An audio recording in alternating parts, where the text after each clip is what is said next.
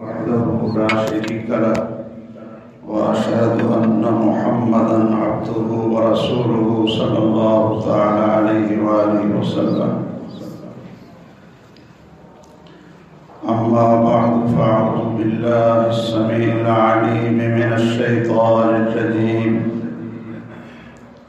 وهذا كتاب أنزلناه مبارك فاتبعوه واتقوا لعلكم ترحمون.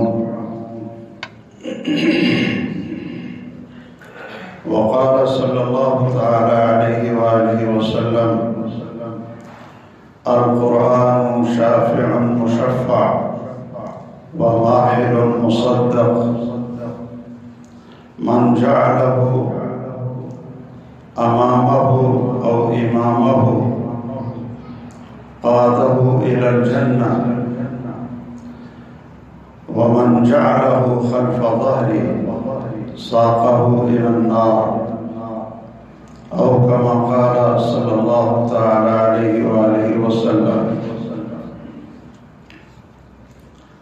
گرامی قدر اور قابل صد احترام بزرگوں،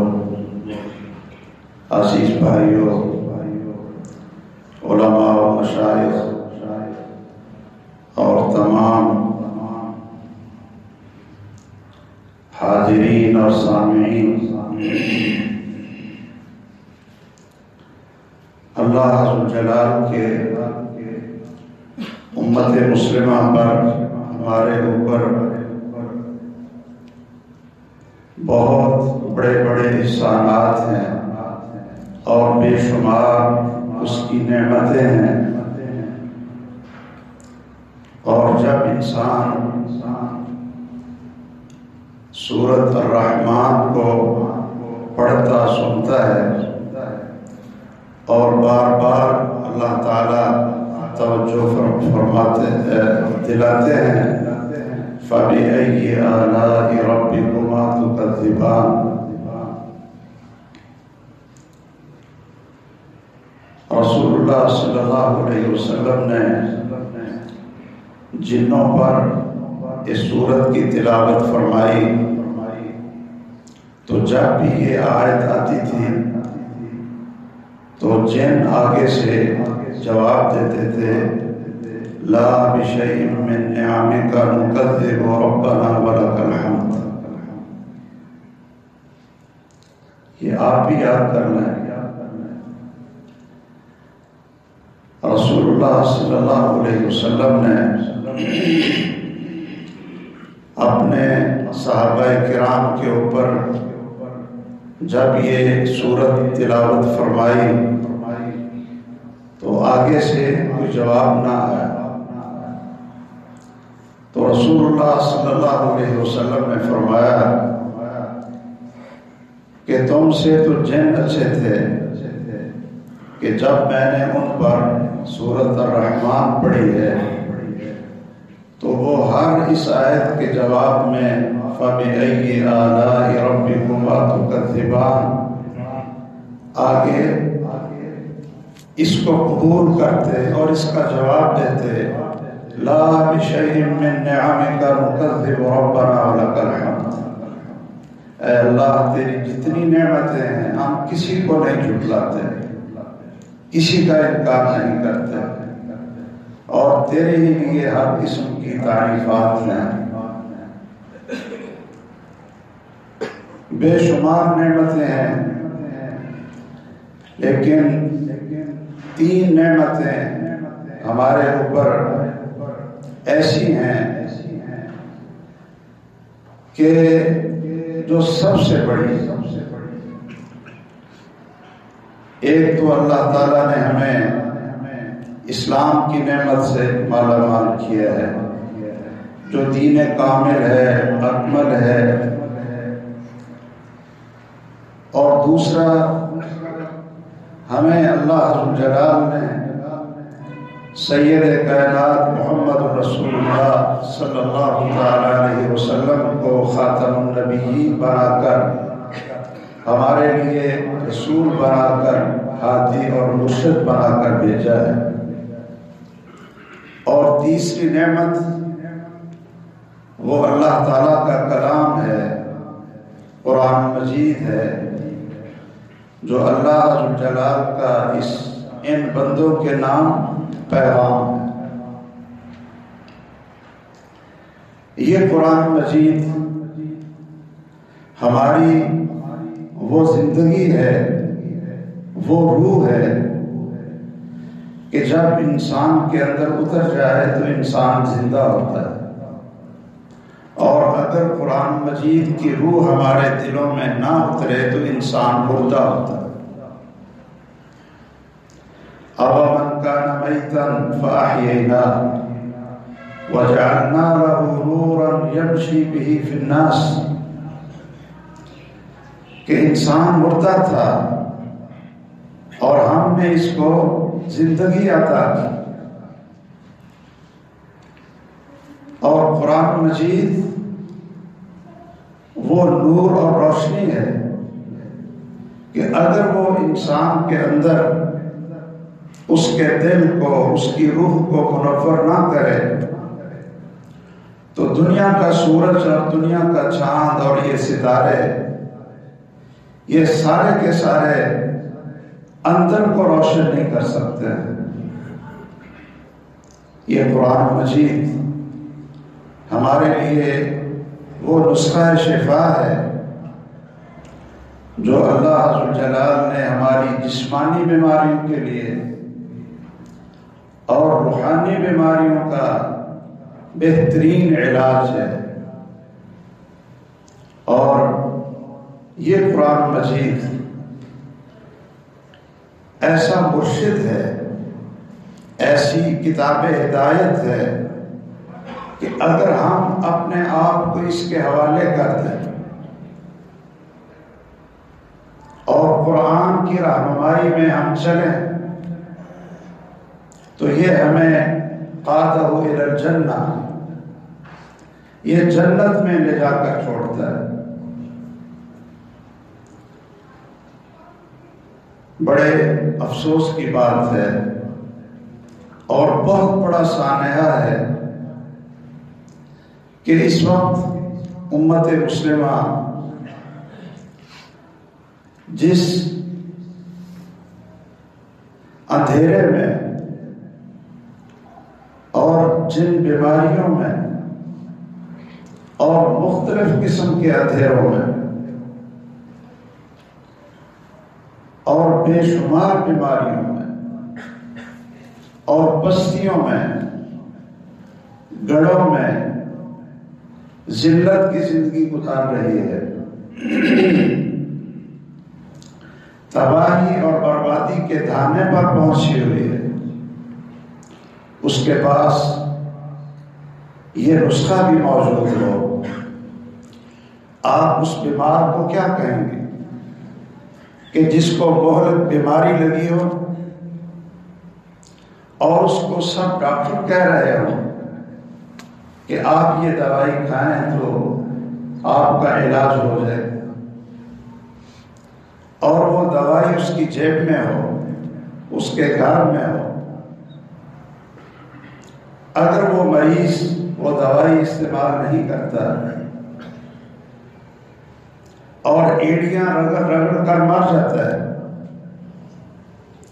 تو ہر آدمی کہے گا کہ اس سے بڑا بیوقوف اور اس سے بڑا اجڑ اور جاہل اور کوئی نہیں ہوگا۔ میرے بزرگوں اور بھائیوں، اللہ ذو الجلال نے ہمیں یہ کتاب دے کر وہ روشنی عطا کی تھی کہ جس روشنی میں ہم دنیا میں زندگی گزاریں تو ہر قسم کی ظلمتوں سے، ہر قسم کی تباہیوں سے بچ سکتے ہیں، لیکن یہ نور اور روشنی ہماری جیبوں میں ہے، ہمارے گھروں میں ہے، ہماری مسجدوں میں ہے۔ اس کے باوجود ہم ضلالت میں، گمراہی میں، ذلت میں نیچے ہی گرتے جا رہے ہیں۔ اللہ عز جلال نے تو قرآن مجید کی مثال اس طرح بھی سمجھانے کی کوشش کی کہ ایک آدمی اگر اونچائی سے نیچے گرا اور نیچے اس کو نظر آ رہا ہو کہ آگ بھڑک رہی اور مجھے کوئی دنیا کی طاقت اب اس تباہی اور آگ سے بچا نہیں سکتی، راستے میں کوئی چیز نہیں ہے کہ میں اس کو پکڑ کر اوپر آ سکوں، اس مایوسی اور بے بسی اور بے کسی کی حالت میں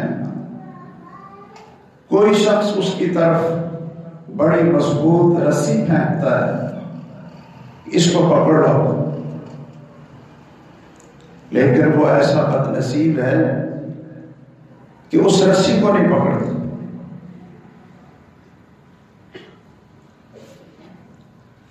اللہ عز جلال نے اس مثال کو بڑے خوبصورت انداز میں وَاعْتَصِمُوا بِحَبْلِ اللَّهِ جَمِيعًا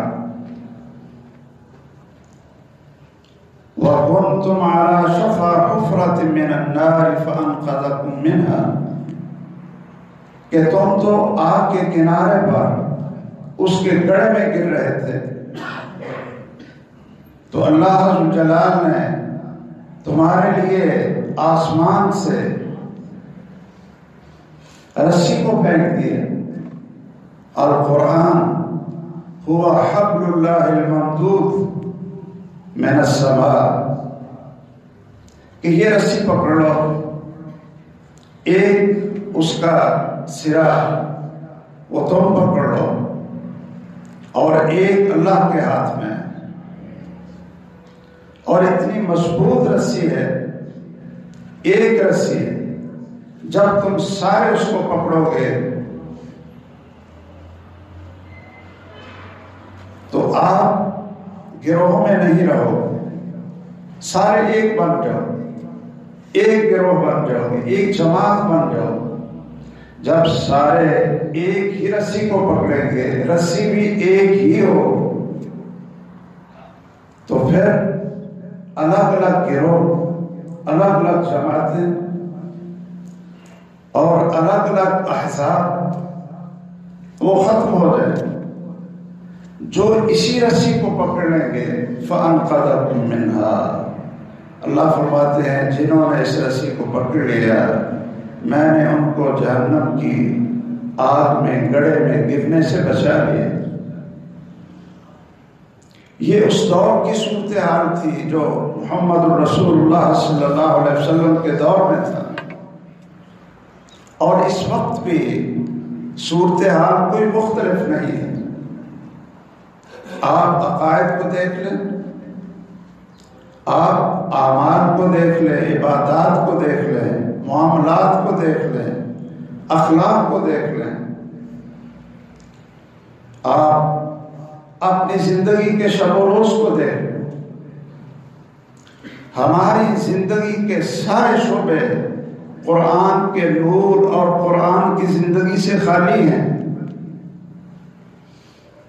اور ہم اخلاقی طور پر اس پستی میں اور اس ذلت میں پہنچے ہوئے ہیں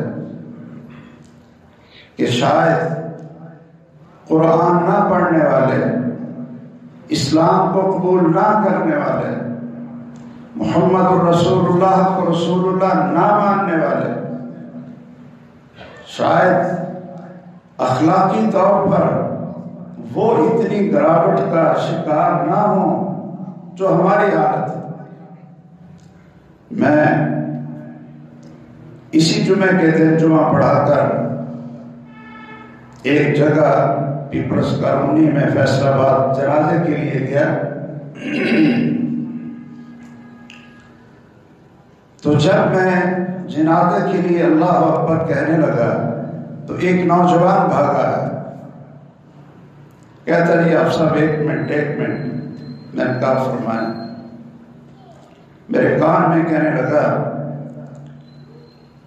کہ ایک اعلان کر دیں۔ میں نے سمجھا کہ شاید یہ کھانے کا اعلان ہوگا یا جو باہر سے مہمان آئے ان کے لیے اعلان ہو۔ میں نے کہا فرمائیں۔ کہنے لگا جی میت کو گھر سے اٹھایا، رش کافی تھا اور جنازہ گھر کے قریب گراؤنڈ تھا، تو کہنے لگا کہ گھر سے میت اٹھائی ہے اور یہاں پہنچنے تک کئی لوگوں کی جیبیں کٹ گئی ہیں، موبائل نکل گئے، تو آپ ذرا اعلان کرتے ہیں کہ جب جنازے سے فارغ ہو کر لوگ نکلیں گے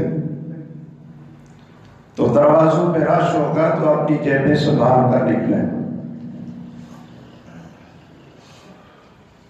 مجھے بہت شرمندگی ہے کہ میں لوگوں کو کیا یہ بات بتاؤں۔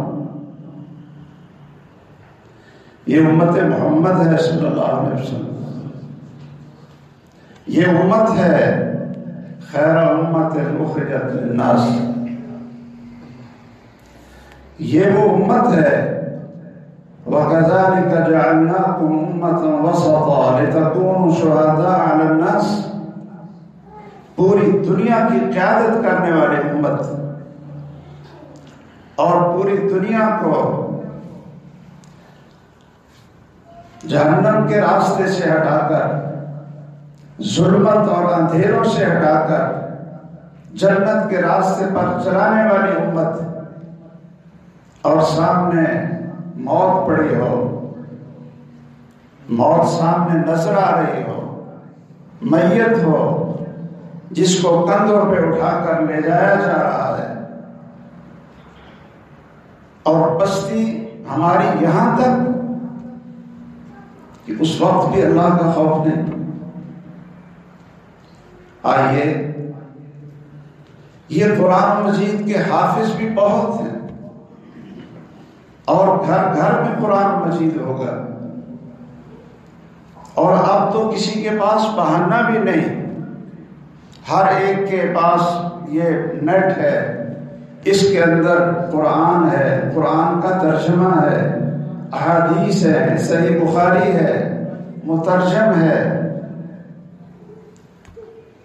یہ پہلے کبھی دور تھا کہ لوگ رمضان میں تراویح پڑھانے کے لیے دور سے کہیں حافظ لانا پڑتا تھا کہ ہمیں تراویح پڑھائیں، مسجدیں زیادہ تھیں، حافظ کم تھے، اور اب اللہ کا فضل ہے کہ مسجدیں کم ہیں اور قرآن کے حفاظ وہ زیادہ ہیں۔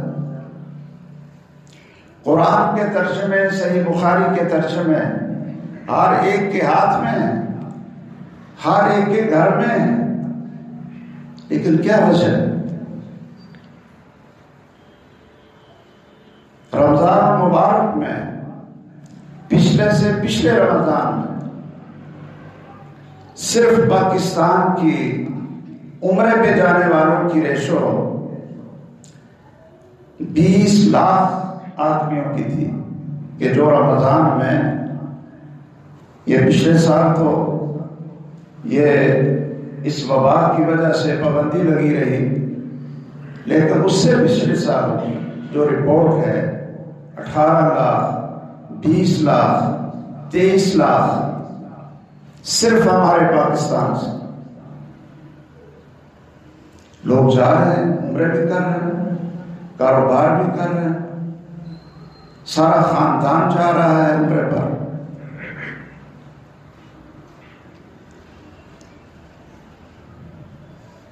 اسی طرح قرآن مجید کی تحفیظ کے بہت سے مدارس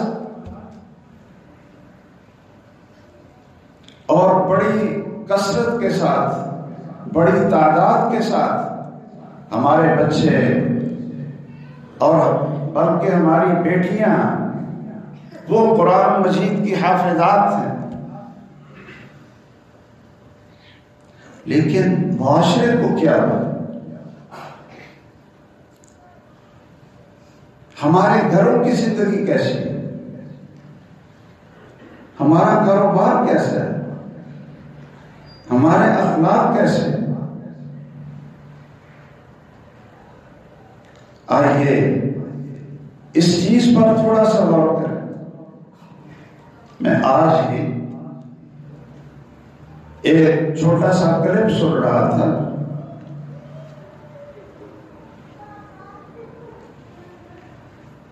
اور لوگ وہ آوازیں سن کر اتنے نعرے لگا رہے تھے، لگتا یہ تھا کہ بہت بڑا مجمع ہے اور خطیب کی اس بات پر وہ نعرے لگا رہے ہیں اور اتنے خوش ہیں.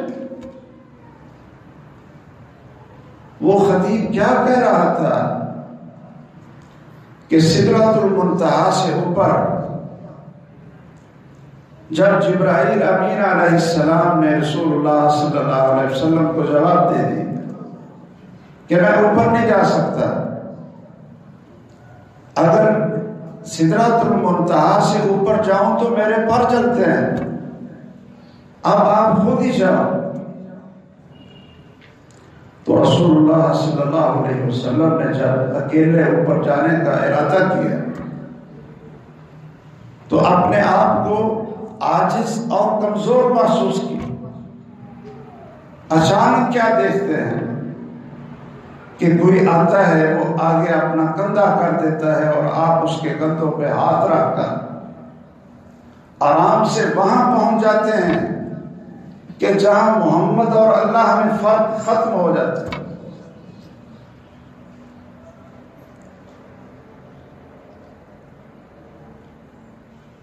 تو جب باتیں ہوتی ہیں تو محمد صلی اللہ علیہ وسلم اللہ سے پوچھتے ہیں، پتہ نہیں آپ فرق بھی ختم ہو گیا ہے، پھر آپس سے ایک دوسرے سے سوال بھی کر رہے ہیں، یعنی ایک ہی ہو گیا ہے اور پھر ایک دوسرے سے سوال کر رہے ہیں. باطل بیان کرنے والا مشرک وہ کتنا عقل مند کیوں نہ ہو، وہ پورے اپنے شہر کا سب سے بڑا فیصلے کرنے والا عقل مند کیوں نہ ہو، لیکن وہ رہتا ابو جہل، وہ رہتا ابو جہل. اب پتہ نہیں وہ جا کر ایک بھی ہو گئے ہیں اور پھر ایک دوسرے سے پوچھ بھی رہے ہیں.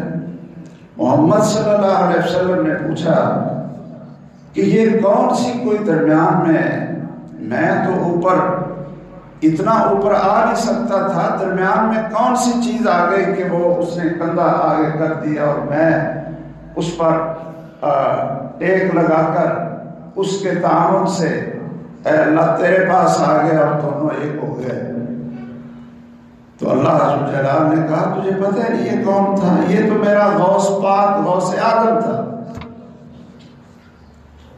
اور لوگ نعرے لگا رہے ہیں، لوگ سبحان اللہ کہہ رہے ہیں. اس امت میں قرآن مجید کی روشنی عقیدوں کی گندگی کو دور کرنے کے لیے، اللہ عز و جلال کی وحدانیت کے لیے، اللہ کی پہچان کے لیے یہ قرآن کہاں تھے؟ وہی جو مستوی عرش تھا خدا ہو کر اتر پڑا مدینہ میں مصطفیٰ ہو کر. یہ قرآن جن لوگوں پر سب سے پہلے ان کو مخاطب ہوا اور وہ ان لوگوں نے اس قرآن کو قبول کیا، اس کو پڑھا، ان کی تو ہر چیز بدل گئی. وہ تو ایسے لگتا تھا کہ یہ وہ پہلے انسان ہی نہیں. ان کے عقیدے بھی بدلے، ان کی سوچ بدلی، ان کا نظریہ بدلا، ان کے اصول زندگی بدلے،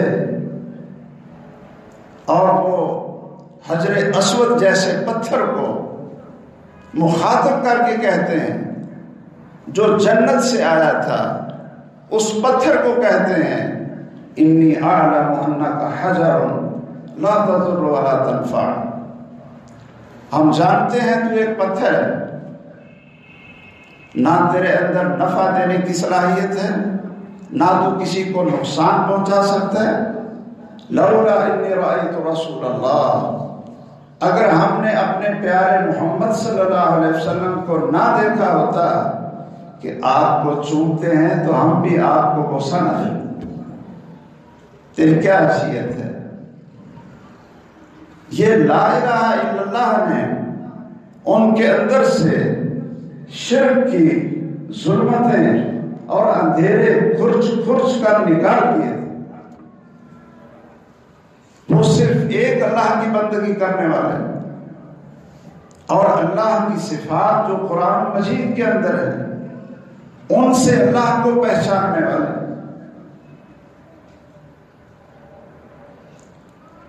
ان کے عقیدے نے ان کے اندر یہ تبدیلی پیدا کی کہ ان کے اخلاق بڑے خوبصورت بنے،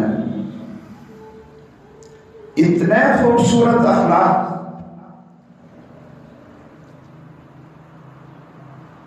امام ذہبی رحمہ اللہ اس واقعے کو سیدنا عبداللہ ابن عمر کے نام سے اور بعض سیرت نگار سیدنا عمر کے نام سے کہ سیدنا عبداللہ ابن عمر ساتھیوں سے کہتے ہیں کہ آج ذرا تھوڑا سا باہر نکلیں شہر سے اور ہوا خوری کرتے ہیں، اور ایک بکریوں کا چرواہا ملتا ہے،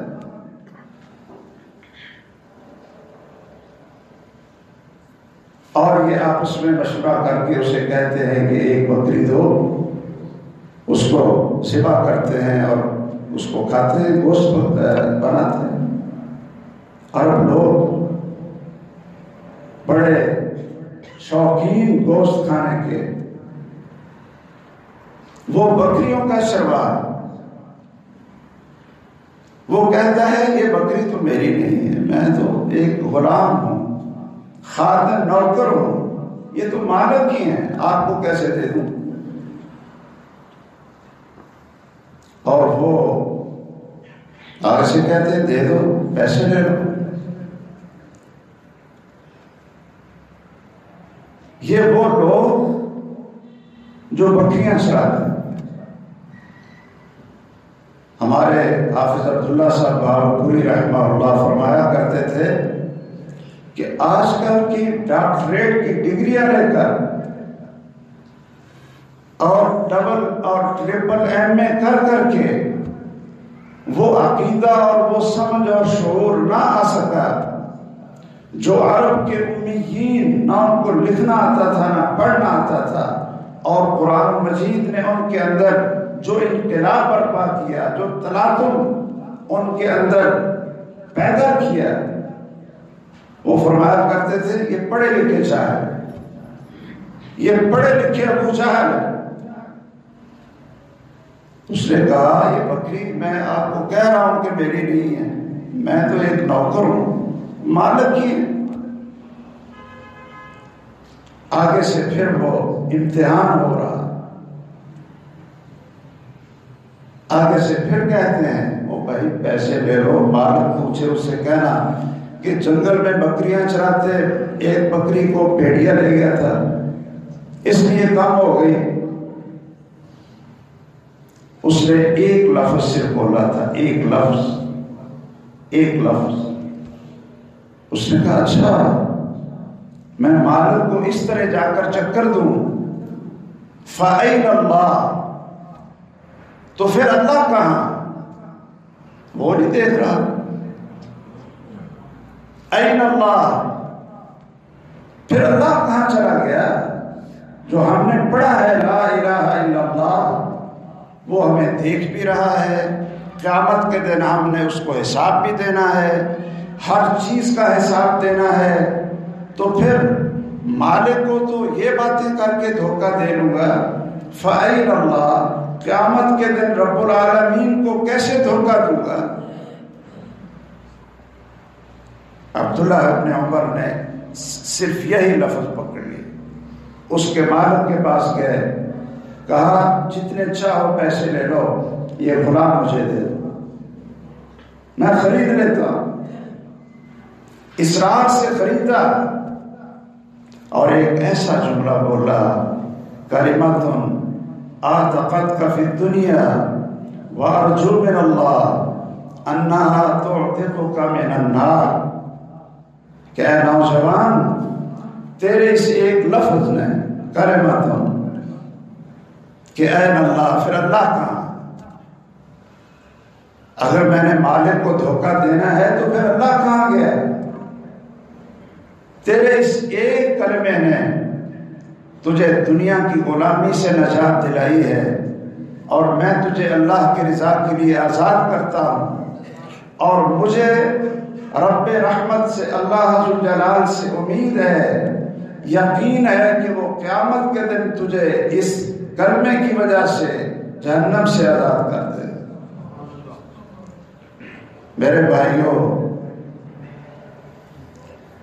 کیا یہ قرآن پڑھنے والے ہیں نا، اس امت کے اندر قرآن موجود ہے؟ مردار مرغیاں کھلانا، یہ کتے کھلانا اور گدھے کھلانا، بیمار مرغیاں کھلانا، یہ کیا وہ لوگ باہر سے آتے ہیں یا ہمارے ہی لوگ ہوتے ہیں؟ یہاں ہی ہمارے اسی معاشرے میں رہتے ہیں۔ اخلاقیات کی اتنی گراوٹ۔ آئیے قرآن مجید کے ساتھ جڑ جائیے۔ ھذا کتاب، اللہ کہتے ہیں یہ کتاب ہے، انزلنا، ہم نے اس کو نازل کیا، مبارک، بڑی برکت والی کتاب ہے، بڑی مبارک کتاب۔ جو شخص اس کے ساتھ جڑ جائے اس کی زندگی بدل دے، اس کا کاروبار مبارک، اس کا بولنا مبارک، اس کی زندگی مبارک، اس کی موت بھی مبارک، اور اس کے معاملات اخلاق بھی مبارک، اس کی ساری زندگی برکت والی بن جاتی ہے، کیونکہ یہ مبارک کتاب اس کے اندر اتری۔ فاتبعوا، کیا کرو اس کو پڑھو، اس کو سمجھو، اس پر عمل کرو، اس کو پڑھو جیسے رسول اللہ صلی اللہ علیہ وسلم نے پڑھایا ہے۔ یہ بڑوں کو بھی چاہیے کہ وہ قرآن کو ایسے پڑھیں جیسے حروف الگ الگ کر کے ترتیب کے ساتھ اور تجوید کے ساتھ پڑھیں، ایک ایک حرف اور ایک ایک حرکت اور ایک ایک وقف سے معنی بدل جاتے ہیں، معنی بدل جاتے ہیں۔ جہاں مساجد میں قرائے کرام بچوں کے لیے کلاس لگاتے ہیں کہ یہ ان بچوں کو صحیح تلفظ اور مشق کروائی جائے، اسی طرح بڑوں کے لیے بھی کلاس ہونی چاہیے کہ تاکہ وہ بھی قرآن کو صحیح پڑھنا سیکھیں۔ اس کو پڑھو اور اس کو سمجھو۔ آج کل سمجھنا بھی آسان ہے، اور پھر اس پر عمل کرو، اس کی تفسیر اس کے ساتھ پڑھو۔ وَاذْكُرْنَ مَا يُتْلَى فِي بُيُوتِكُنَّ مِنْ آيَاتِ اللَّهِ وَالْحِكْمَةِ، اپنے گھروں میں قرآن کی تلاوت بھی ہو اور حدیث کی تلاوت بھی ہو۔ ہر گھر میں، جس مسلمان گھر میں قرآن ہے، اگر اس مسلمان گھر کے اندر صحیح بخاری نہیں ہے، رسول اللہ صلی اللہ علیہ وسلم کی حدیث مبارک، قرآن کی تفسیر نہیں ہے، تو پھر بھی وہ قرآن کو سیکھ نہیں سکتا، قرآن کو سمجھ نہیں سکتا۔ اگر کسی نے قرآن مجید کو پڑھا ہے ترجمے سے، اس کا فرض بنتا ہے کہ وہ صحیح بخاری بھی پڑھے ترجمے سے، کہیں ایسا نہ ہو کہ نیٹ کے اوپر قرآن کا ترجمہ پڑھ کے مفتی بن جائے اور پھر وہ بڑے بڑے شیوخ الحدیث پہ فتوے بھی لگانے لگ سے، اور یا پھر وہ نیٹ سے ہی بخاری شریف کو لے اور پڑھے اور کہے جی میں تو اب سب سے بڑا مفتی میں ہوں، یہ ڈاکٹر فضل الہی کون ہے؟ اس کے اوپر کوئی آسمانوں سے وحی نازل ہوتی، قرآن میں بھی پڑھ لیتا ہوں، صحیح بخاری میرے پاس ہے۔ یہ تیسری بات بھی اچھی طرح ذہنوں میں رکھ لیں کہ قرآن اور حدیث کو سمجھنے کے لیے اس کا عملی پریکٹیکل اور عملی شکل، اس کے لیے جب تک آپ کسی عالم کی رہنمائی اس کے آگے بیٹھ کر گھر سے نکل کر اس کو ضرورت اور حاجت محتاج بن کر استاذ کے سامنے نہیں بیٹھتے ہیں اور نہیں پڑھتے ہیں تو یہ خود پڑھا پڑھایا علم آپ کو جنت کی طرف نہیں بلکہ جہنم کی طرف لے جائے۔ اس لیے اس قرآن مجید کو اپنی زندگی کے اندر اتاریں۔ میں تو حیران رہتا ہوں کہ جن لوگوں کو اللہ تعالیٰ نے یہ قرآن دیا اور انہوں نے اسی قرآن کو پڑھا، وہ کوئی اور قرآن تھا؟ یہی قرآن تھا؟ ہمارا تو الحمدللہ عقیدہ ہے یہ وہی قرآن تھا جو محمد رسول اللہ صلی اللہ علیہ وسلم پر نازل ہوا، صحابہ کرام نے سیکھا، اور آج ہمارے مسجدوں میں مدارس میں پڑھایا جا رہا ہے یہ وہی قرآن۔ کوئی ایسا قرآن نہیں ہے جو امام غیب لے کر وہ پتہ نہیں کب آئے گا، یہ سب جھوٹ اور سب یہ فریب اور سب دھوکے۔ یہ وہی تازہ قرآن ہے اور مکمل قرآن ہے جو محمد رسول اللہ صلی اللہ علیہ وسلم پر نازل ہوا، لیکن یہ نظریاتی کتاب نہیں ہے، یہ عملی کتاب ہے، یہ عملی کتاب ہے۔ اس کو پڑھا، صحابہ کرام نے سمجھا، پھر اس پر عمل کیا، اس کو اتنا سمجھا کہ غلاموں سے لے کر کاروباری تاجر لوگوں سے لے کر حکمرانوں تک، خلیفہ وقت تک یہ قرآن ان کی زندگی کا حصہ بنا۔ اللہ اکبر۔ مدینے کی ریاست کا جو حاکم ہوتا تھا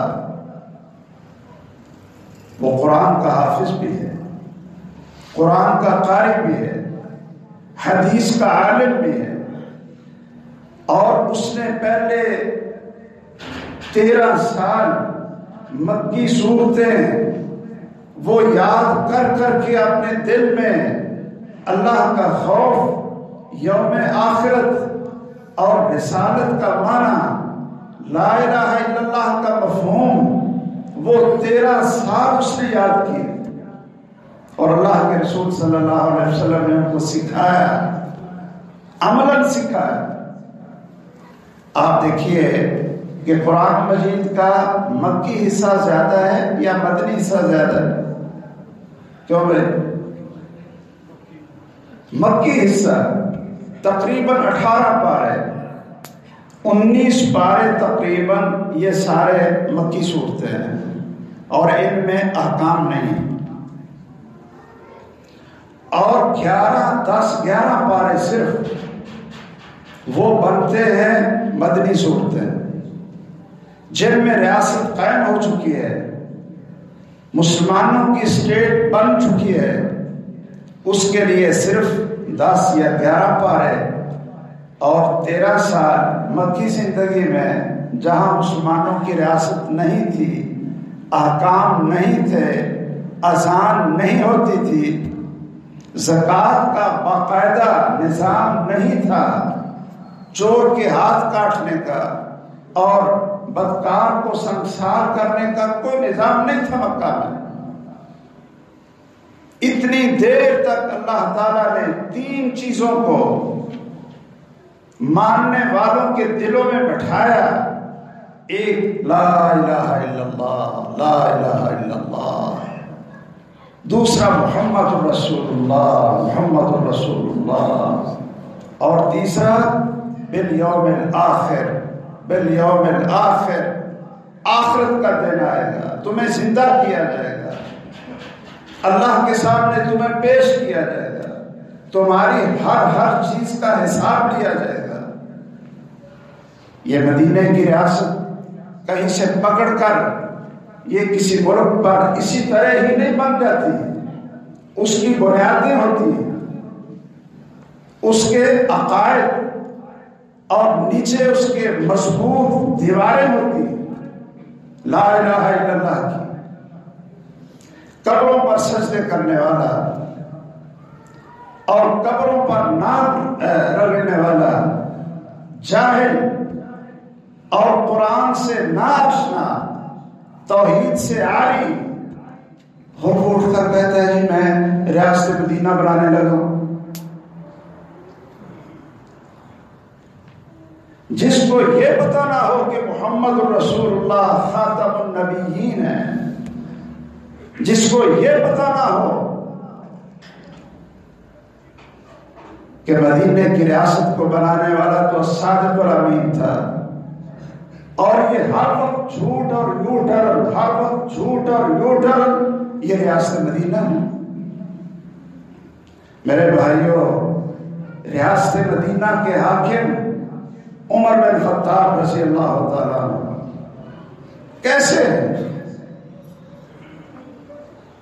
فجر کی نماز کون پڑھاتا تھا؟ 5 نمازیں کون پڑھاتا تھا؟ اور نمازوں میں قرآن کی تلاوت، سورت یوسف کو پڑھتے اور روتے پورا نقشہ سامنے آ جاتا۔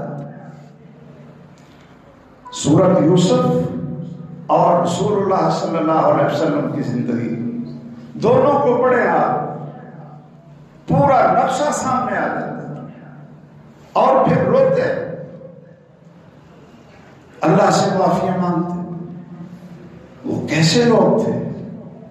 یہ ان کے اندر جو انقلاب اور تلاطم برپا کیا، وہ قرآن پڑھتے آنسو بہاتے، اللہ سے معافی مانگتے، استغفار کرتے، سحری کے وقت اللہ کے سامنے روتے، اور دوسری طرف اللہ کے رسول صلی اللہ علیہ وسلم نے ان کو کہا ہوا ہے کہ عمر میں تو تیرا محل جنت میں دیکھ کر آیا ہوں۔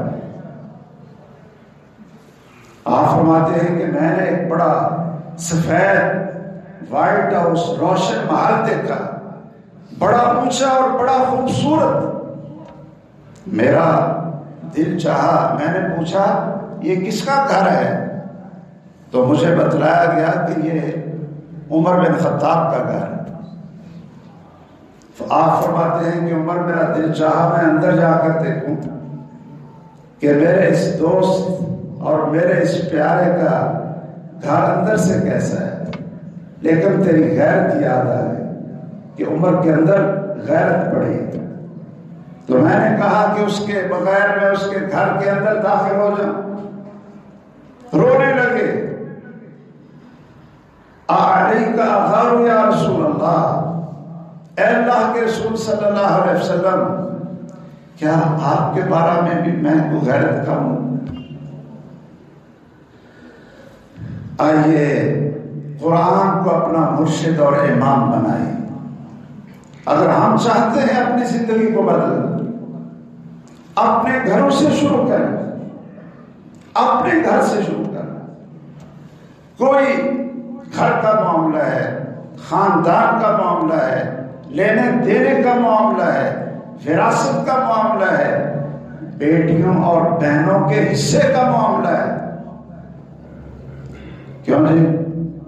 باپ فوت ہو گیا، بڑے بھائی ہیں، بہنیں چھوٹی ہیں، اب بہانے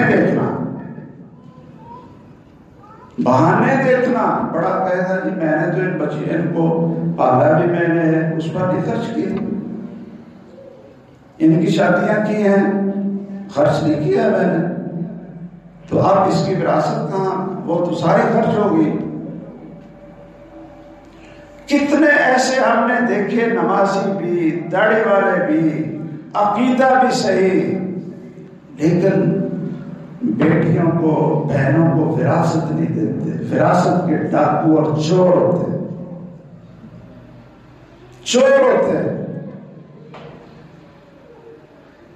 اپنے بھائیوں کا حصہ کھاتے ہیں، بہنوں کا حصہ مار جاتے ہیں، وہ حصہ جو قرآن نے ان کو دیا۔ اور اگر آپ ایتیں پڑھ کر سنائیں وہ کہتے ہیں جی یہ ہمیں پتہ ہے، یاد رکھے گا ہمیں۔ عمر بن خطاب رضی اللہ تعالیٰ عنہ، ان کو کوئی بات منوانی ہوتی تو صحابہ کرام کو اس کا طریقہ آتا تھا کہ عمر بن خطاب کو منانا کیسے۔ ابو موسیٰ اشعری کہتے ہیں رضی اللہ تعالیٰ عنہ کہ میرے خاندان کا آدمی وہ بڑا سخت مزاج تھا، اور وہ کہتا تھا کہ مجھے ملاؤ، امیر المومنین کے پاس مجھے رہ کر جاؤ۔ وہ کہتے ہیں میں ہم ذرا اس سے دور ہی رہتے تھے کہ یہ پتہ نہیں کیا کہے گا جا کر۔ آخر ایک دن اصرار کیا تو میں لے گیا تو جا کر کہنے لگا عمر یہ گورنری اور یہ خلافت اور یہ بیت المال یہ تیرے گھر کا، تو نے مجھے گورنر کیوں نہیں بنایا؟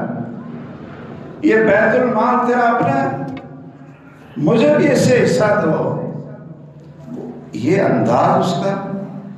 تو سیدنا عمر رضی اللہ تعالیٰ عنہ کو جب غصہ آتا تھا تو صحیح بخاری میں ہے کہ اس طرح وہ اپنی لبوں کو یفتر شاربہ، وہ جو لبوں کے آخری یہ بال ہوتے ہیں نا، ان کو بل دیتے تھے۔ ابو موسیٰ اشعری کہتے ہیں رضی اللہ تعالیٰ عنہ کہ مجھے پتہ چل گیا کہ بس اب اس کی خیر نہیں، اب اس کو پھینٹے لگے اور کوڑے برسے۔ تو ابو موسیٰ اشعری یہ بہترین قاری تھے، ان کی آواز بڑی خوبصورت تھی۔ کئی ماشاءاللہ قراء ہوتے ہیں نا، وہ لگتا ہے کہ جہاں پتہ نہیں یہ کون سا ساؤنڈ انہوں نے یہاں لگایا ہوا ہے، کبھی کسی کی طرز پہ پڑھتے ہیں اور کبھی کسی کی طرز پہ پڑھتے ہیں، اور ماشاءاللہ ابو موسیٰ اشعری اتنا خوبصورت قرآن پڑھتے تھے۔ اللہ کے رسول صلی اللہ علیہ وسلم نے فرمایا لَقَدْ أُوتِيَ مِزْمَارًا مِنْ مَزَامِيرِ آلِ داود، کہ داود علیہ السلام کی آل وہ جب زبور پڑھتے تھے تو پرندے سن کر گر پڑتے تھے، پہاڑ جھوم اٹھتے تھے۔ تو ابو موسیٰ یہ تیرے بھی گلے میں اللہ تعالیٰ نے اسی طرح کا کوئی نا ساؤنڈ لگا دیے، اسی طرح کا ساؤنڈ لگایا۔ ابو موسیٰ اشعری کو پتہ چلا رضی اللہ تعالیٰ عنہ، وہ کہنے لگے اللہ اکبر، کہنے لگے خذ العفو وأمر بالعرف وأعرض عن الجاہلین۔ کیوں بھائی؟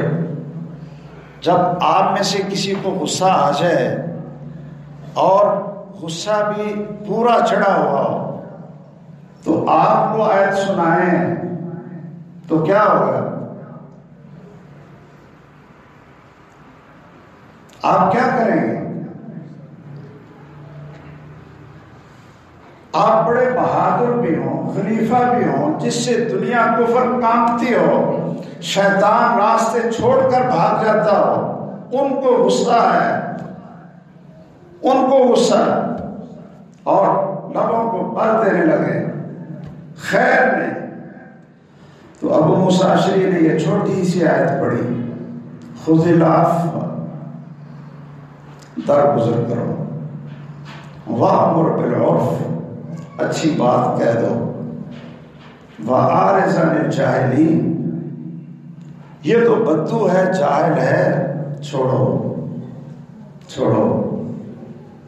یہ چھوٹی سی آیت پڑھنے سے عمر بن خطاب کا غصہ ختم ہو گیا۔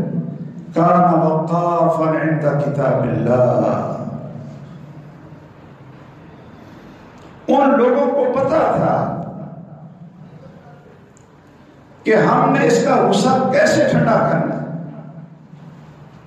سیدنا حسن رضی اللہ تعالیٰ عنہ وضو کرنے لگے، اور سردی کے دن ہیں، اور جو غلام خادم ہے وہ پانی گرم کر کے لایا اور اس نے اس کو چیک نہیں کیا۔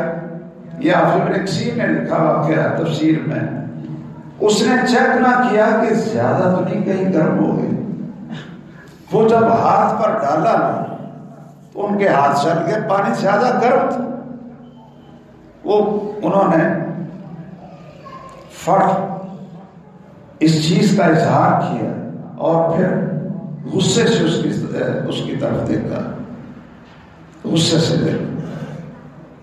غلاموں کو بھی قرآن یاد تھا اور ان کو پتا تھا کہ جب ہمارا مالک اور آقا غصے میں آ جائے تو ایک قرآن کی آدھی آیت کی مار نہیں۔ کیوں جی؟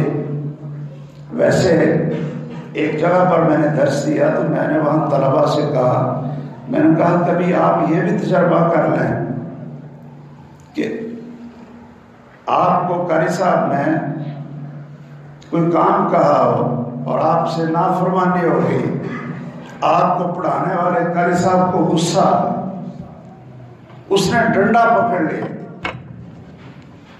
کیوں جی؟ اب طالب علم کو پتہ چل گیا کہ بھائی قاری صاحب نے اب ڈنڈا بھی پکڑ لیا ہے، پکڑ کر کھڑے ہو گئے ہیں اور غلطی بھی ہو گئی ہے، اب ان کو کیسے روکیں؟ یہ قاری صاحب کا غصہ کیسے ختم کریں؟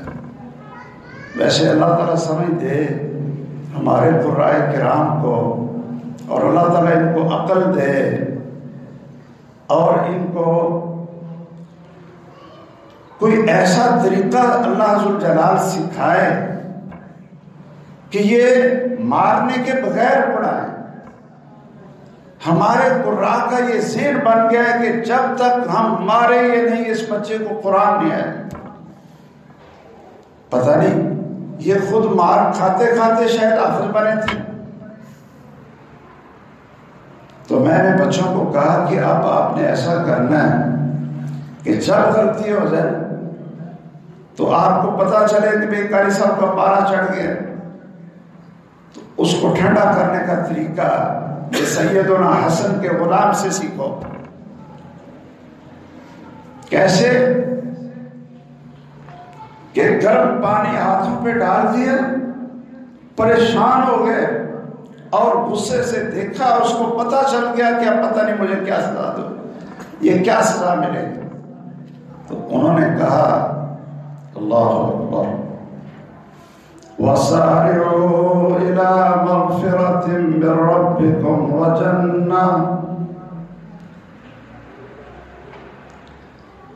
دوڑو اس بخشش اور اللہ کی رحمت کی طرف، جنت کی طرف جس کی چوڑائی زمین و آسمان کے برابر ہے۔ اور آگے وہ کون لوگ ہیں؟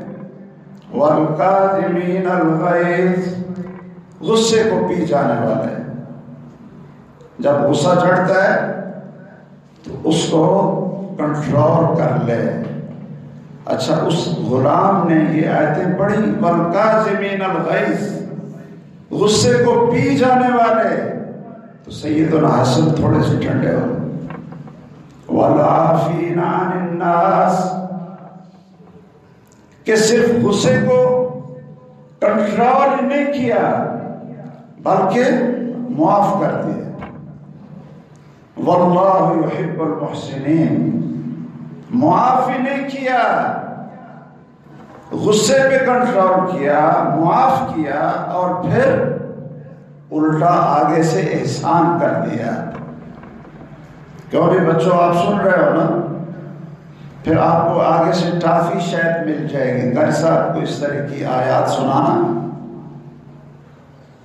یا 5 روپے کا انعام ملے گا. سیدنا حسن رضی اللہ تعالیٰ عنہ اس کو دیکھتے ہیں، غصہ ختم، قرآن کی آیت سن لی تھی نا اور معاف کر دیا، اور ساتھ احسان کیا. احسان کیا کیا؟ کہا جاؤ میں نے تجھے اللہ کی رضا کے لیے آزاد کر دی. آزاد کر. میرے بھائیوں، ان کی عورتوں میں قرآن اترا،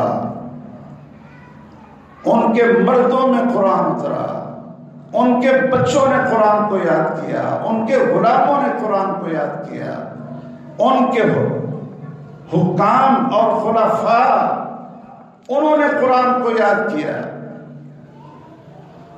فاتح ایران اور فاتح قادسیہ سعد بن ابی وقاص قادسیہ کے میدان سے خط لکھتے ہیں عمر بن خطاب کو کہ میرے پاس 30,000 فوج ہے اور مقابلے میں 2 لاکھ ہاتھیوں سے مسلح اور ہر قسم کا جدید اسلحہ لے کر آئے ہیں، تو اور فوج بھیجو. کیا مانگا؟ اور فوج بھیجو. تو عمر بن خطاب نے پتہ کیا بھیجا؟ کیوں بھائی؟ عمر بن خطاب رضی اللہ تعالیٰ عنہ نے سورۃ انفال کے پہلے اور دوسرے رکوع کی آیتیں لکھ کر بھیج دی. سورۃ انفال ہے نا، اس کا پہلا رکوع اور دوسرا رکوع، اذ تستغیثون ربکم فاستجاب لکم انی ممدکم بألف من الملائکۃ مردفین. اللہ سے مدد مانگو، اللہ آسمانوں سے ہزاروں کی تعداد میں آگے پیچھے فرشتے نازل کر دے گا. تو جب وہ آدمی رکا لے کر آیا نا، دیکھا، کہا میں نے تو فوج مانگی تھی. اور عمر بن خطاب نے سورۃ انفال کی پہلے 2 رکوع پہلی آیتیں لکھ کر بھیج دی. جب کھولا اور آیتیں پڑھی تو اندر ایمان کا جذبہ پیدا ہوا، اور پھر وہ آیات اپنے کمانڈروں پر، کمانڈروں نے فوج پر، اور اللہ عز جلال نے اس فوج کے اندر وہ بارود بھر دیا، وہ قوت پیدا کر دی کہ 2 لاکھ کے لشکر کو 30,000 نے ناکوں سے نے چھپوایا، ایران کو فتح کیا.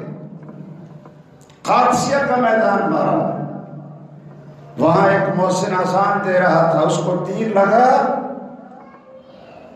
اور وہ اذان نہ دے سکا. یہ صحیح بخاری میں ہے. اب کیا تھا؟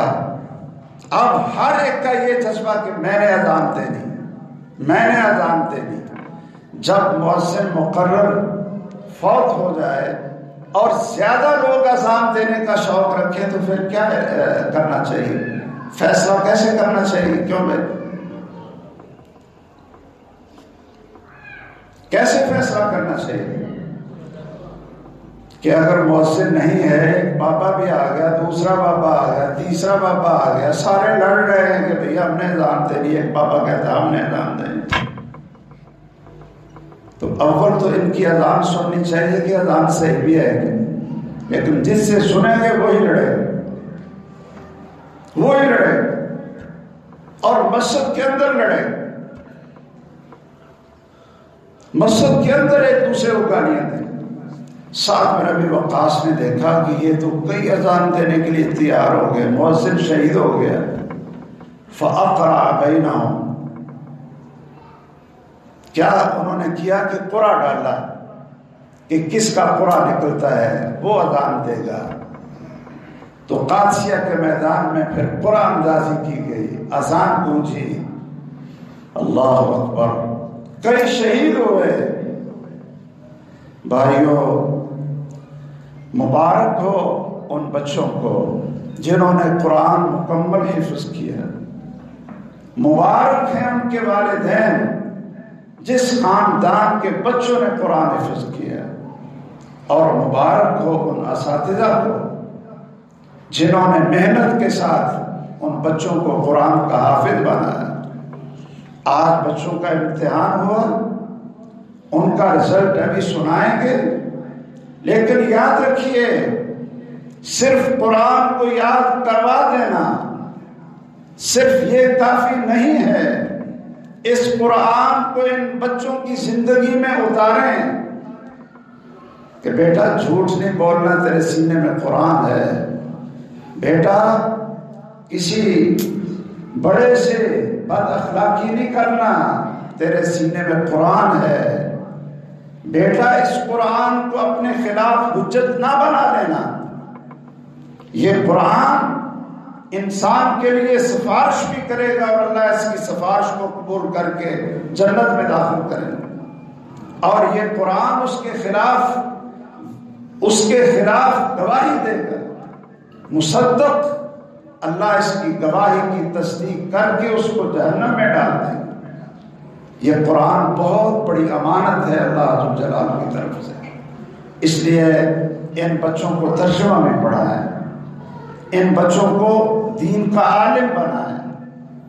اللہ کے فضل و کرم سے جو بچے قرآن پڑھ جائیں گے، دین کے عالم بن جائیں گے، اللہ ذو جلال اس کو کبھی ضائع نہیں کرے گا۔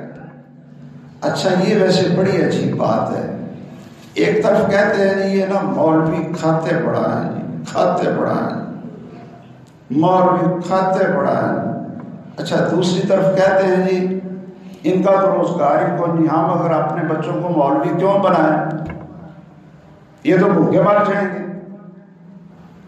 ایک طرف یہ کہتے ہیں کہ ہم یہ تو بے روزگار ہو جائیں گے، پھر کہتے ہیں کھاتے پڑھائیں، کیوں جی؟ تو اللہ کھلاتا ہے، یہ کون کھلاتا ہے؟ اللہ کھلاتا ہے، ویسے اتنا کھاتے نہیں ہیں ہم۔ ایک طرف کہیں گے جی ہم کیوں بچوں کو بے روزگار بنائیں، پھر کہیں گے کھاتے پڑے۔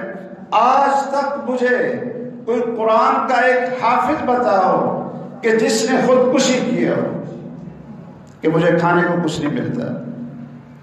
کوئی شیخ الحدیث مجھے بتاؤ جس بیچارے کی تنخواہ 18,000 مہینہ ہے، یا زیادہ سے زیادہ آج کل 25,000 مہینہ، 60 سال ہو گئے صحیح بخاری پڑھاتے، اور 25,000 روپے تنخواہ ہے یا 20,000 روپے تنخواہ ہے، کسی نے خودکشی کی ہے۔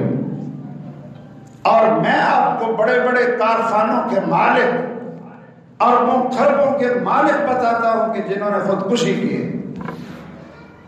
یہ قرآن جس کے اندر اتر جائے اس کو تو اللہ وہ خزانہ دیتا ہے، وہ قناعت دیتا ہے، وہ راحت دیتا ہے کہ دنیا کا بادشاہ وہ لاجواب ہو جاتا ہے، اس کی کوئی حیثیت ہی نہیں ہوتی۔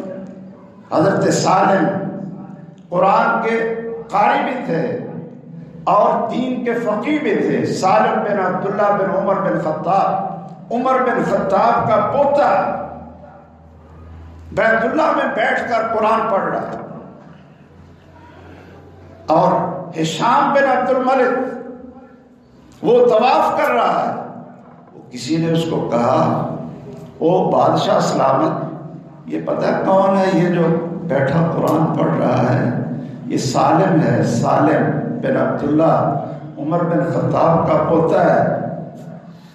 طواف کرتے کرتے اس کے پاس آ گیا اور لوگوں نے اس کو، وہ اپنے مگر ہے قرآن پڑھ رہے ہیں، بھی اللہ کا کلام پڑھ رہے ہیں، بادشاہ کی کیا حیثیت، کیا حیثیت ہے اس کی؟ اللہ سے باتیں ہو رہی۔ وہ کسی نے بتایا بادشاہ کھڑا ہے، سلام لیا، بادشاہ کہتا ہے میں آپ کا نوکر خادم، کسی چیز کی حاجت ہے، ضرورت ہے تو بتلائیں۔ تو آگے سے جواب پتہ کیا تھا؟ کاش کہ ہم لوگ اور سارے میرے یہ بیٹے اپنے اندر یہ قرآن کا فہم اور شعور اتاریں وہ پوچھنے لگے اس کو، کہنے لگے کہ مجھے تو شرم آتی ہے کہ اللہ کے گھر میں بیٹھ کر غیر سے مانگوں، اپنی حاجت میں تیرے سامنے پیش کروں اور بیٹھا ہوں اللہ کے گھر میں، مجھے تو شرم آتی۔ وہ بیچارہ اپنا سا منہ بنا کر پھر طواف اس نے شروع کر، بیت اللہ سے باہر نکلے، نماز پڑھی، فارغ ہو گئے تو باہر جا کر پھر ملے، کہنے لگے جی اب تو آپ اللہ کے گھر سے باہر ہیں نا، اب بتاؤ میں کوئی آپ کی خدمت کروں، کوئی آپ کو ضرورت ہے وہ آپ کی پوری کروں؟ تو سالم کہنے لگے دنیا کی چیز مانگوں کہ آخرت کی چیز مانگوں؟ دنیا کی چیز دو گے یا آخرت کی جنت دو گے، کیا دو گے؟ تو بادشاہ کہتا ہے کہ آخرت تو میرے قبضے میں نہیں، میں تو دنیا کا مال ہی دے سکتا ہوں، وہ اگر آپ نے لینا ہے تو لے لو۔ تو فرمانے لگے اور دنیا کی دولت تو میں نے اپنے اللہ خالق اور مالک سے نہیں مانگی تھی، میں نے تو اللہ عز و جلال سے جنت مانگی ہے، اگر تمہارے پاس ہے تو دے دو۔ یہ اللہ عز و جلال قرآن کی دولت جن کے سینوں میں اتر جائے ان کو قناعت دے دے، اعتماد دے دیتا ہے کہ کوئی چیز دنیا کی اس کی حقیقت ہی کوئی نہیں۔ وَمَا الْحَيَاةُ الدُّنْيَا إِلَّا مَتَاعُ الْغُرُورِ، یہ تو دھوکہ ہے جو بڑے بڑی بلڈنگیں نظر آ رہی ہیں، بڑی بڑی گاڑیاں نظر آ رہی ہیں، بڑے بڑے پلاسے اور ہٹو اور بچو اور پیچھے، اور یہ تو سب دھوکہ ہے۔ اللہ نے قارون کو اس کے جتنے خزانے اور ہٹو اور بچو جتنا کچھ تھا، جتنے محلات تھے، اس کے سر پہ رکھ کر زمین کے اندر دھنسا دیا، اور کل لوگ وہاں سے اگلے دن گزرے تو انہوں نے کہا کہ اس کا تو نام و نشان مٹ گئے ہیں۔ قرآن سے وفا کرو تو قرآن آپ سے بڑی وفا کرے گا، دنیا میں بھی آپ کا وفادار ساتھی اور قبر میں بھی آپ کا وفادار ساتھی۔ کیوں جی؟ قبر میں بیوی بچے پہنچ جاتے ہیں بچانے کے لیے، جب فرشتے آتے ہیں سوال کرنے کے لیے تو بیٹے وہاں پہنچ جاتے ہیں، جی ہم جواب دیتے ہیں آپ کی طرف سے، ابو جان آپ نہ تکلیف کریں، ہم ہیں جواب دینے کے لیے۔ بیوی پہنچ جاتی ہے، جس کے لیے جہنم خریدتے ہو، جس کے لیے جھوٹ بولتے ہو، جس کے لیے دھوکے دیتے ہو، جس کے لیے دوسروں کے مال پر، زمینوں پر قبضہ کرتے ہو، اولاد کے لیے، بیوی کے لیے، اپنی اس کرسی کے لیے اور دولت اور گاڑی کے لیے۔ ہاں، قبر میں اگر پہنچے گا اور فرشتوں کے سامنے کھڑا ہو جائے گا تو وہ قرآن ہے، کہے گا او بس بھائی یہ مجھے پڑھتا تھا، ادھر نماز کھڑی ہو جائے گی، ادھر صدقہ کھڑا ہو جائے گا، ادھر اس کا عمل صالح وہ جواب دے گا، اور جب قیامت کے دن اللہ کی عدالت میں پیشی کا وقت آئے گا تو ماں کہے گی یہ میرا بیٹا ہی نہیں، باپ کہے گا یہ میرا بیٹا ہی نہیں، اور بیٹا کہے گا یہ میرا باپ ہی نہیں۔ یوم یفر المرء من، ہر ایک دوسرے سے بھاگے گا، اور قرآن کیا کہے گا؟ یہ میرا ہے۔ کیوں بھائی؟ قرآن کہے گا یہ میرا ہے، اب تیرے ساتھ جانے کو کوئی تیار نہیں، میں تیرے ساتھ چلتا ہوں۔ سورۃ البقرہ اور سورۃ آل عمران کیا کہے گا؟ کہ ہم اپنے رب سے ہم جھگڑتی ہیں، وہ سایہ کیے ہوئے اوپر جس طرح پرندوں کے پر ہوتے ہیں، اللہ کی عدالت میں پیشی کے لیے اللہ سے جھگڑ رہی ہے، یہ میرا ہے، یہ ہمارا ہے۔ اللہ تعالی ہم سب کو توفیق دے کہ ہم قرآن کے بن جائیں اور قرآن کو اپنا بنا لیں، صحیح پڑھیں، سمجھ کر پڑھیں، عمل کریں۔ یہ بڑی باوفا کتاب ہے، بڑی باوفا کتاب ہے، آپ سے بے وفائی نہیں کرے گی، نہ دنیا میں نہ قبر میں، نہ حشر میں۔ اللہ عز و جلال ان بچوں کو مبارک بنائے اور ان کو دین کا عالم بنائے اور ان کو وہ مسلمان بنائے جو غیرت مند مسلمان، جو صحیح عقیدے والے مسلمان، جو کردار اور سیرت والے مسلمان ہوں، جیسے رسول اللہ صلی اللہ علیہ وسلم کے صحابہ تھے۔ یہ تو دنیا میں تو چند چھوٹے موٹے انعام ہوتے ہیں، اصل انعام ان بچوں کو، ان کے اساتذہ کو، ان کے والدین کو تو اللہ تعالیٰ قیامت کے دن دے گا نا، قیامت کے دن دے گا۔ اللہ اکبر۔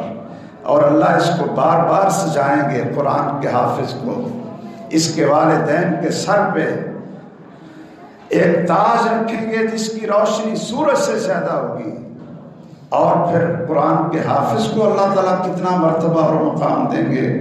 تو میری طرف سے بہت ہی مبارک ہے، دعائیں ہیں اس انتظامیہ کے لیے، اللہ عز و جلال ان کو اور زیادہ قراء اور علماء کا خادم بنائے، اور یہ اللہ کا شکر ادا کرے اس بات پر کہ ان کے کچھ پیسے وہ اگر قاری صاحب کی تنخواہ پر، بچوں پر خرچ ہوتے ہیں، کیا دنیا میں اس سے بہتر، قرآن سے بہتر کوئی جگہ ہے؟ اس سے بہتر کوئی جگہ مجھے بتائیں۔ یہ تو اللہ نے آپ پر احسان کیا ہے کہ اللہ نے آپ کے پیسے اچھی جگہ پر لگائے، ورنہ لوگ تو پتہ نہیں اپنے بھائی کی شادی کرتے ہیں تو ہوائی جہاز سے 5-5 ہزار کے نوٹ گراتے ہیں کہ لوگ کہیں گے بھائیوں نے شادی کی ہے۔ آپ نے بھی یہ دیکھا ہوگا سوشل میڈیا پر۔ اور گانے والوں کو، کنجروں کو بلا کر 60-60 لاکھ روپیہ دیتے ہیں، 60-60 لاکھ روپے شادی کے اوپر۔ یہ دولت قیامت کے دن حسرت بنے گی، ثم تکون علیہم حسرۃ ثم یغلبون، اور پھر جہنم میں اللہ ان کو دھکیلے۔ تو خوش قسمت ہے انتظامیہ جو حفظ کا ادارہ چلا رہی ہے اور ان کے پیسے اس مبارک کام میں خرچ ہو رہے ہیں۔ اللہ کا شکر ادا کریں اور ان لوگوں کے احسان مند ہوں۔ اللہ عز و جلال برکت دے ان کے والدین کو، اور ہمارے عزیزم ڈاکٹر امجد حیات، اللہ تعالیٰ اس کے علم و عمل میں بھی برکت فرمائے، اور اللہ عز و جلال جن بچوں نے قرآن حفظ کیا ہے قیامت کے دن ان کو اپنے والدین کے لیے نجات کا ذریعہ بنائے، صدقہ جاریہ بنائے، آنکھوں کی ٹھنڈک بنائے۔ آمین وآخر دعوانا الحمدللہ رب العالمین۔ سبحانک اللہم و بحمدک، اشہد ان لا الہ الا انت، استغفرک و اتوب الیک۔